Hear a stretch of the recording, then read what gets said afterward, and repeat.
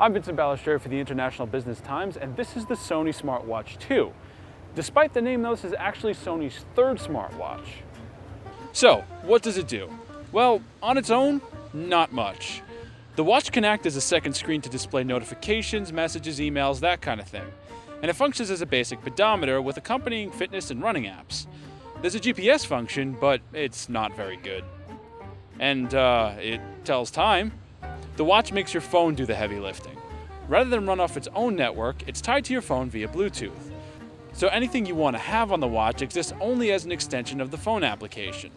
You can technically make and receive calls, but the Sony smartwatch doesn't have a microphone or a speaker, meaning it's tied to your phone, which you could just use for conversations in the first place.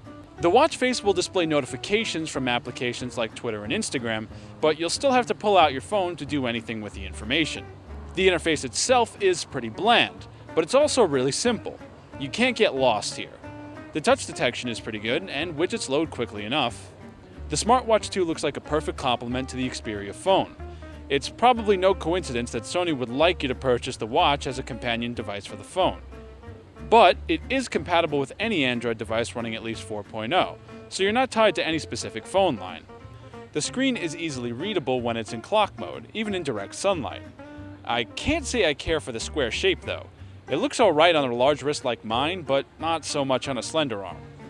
And since the Smartwatch 2 has to also be, well, a watch, fashion is an important factor.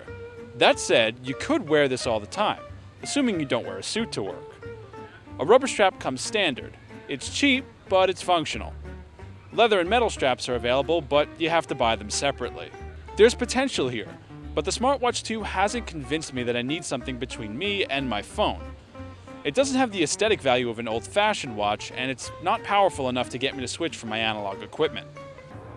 The Smartwatch 2 is $200, which is cheaper than most of its rivals. Now, if you have to have a wearable device, this one isn't bad. Just keep in mind that it's not really much more than an accessory.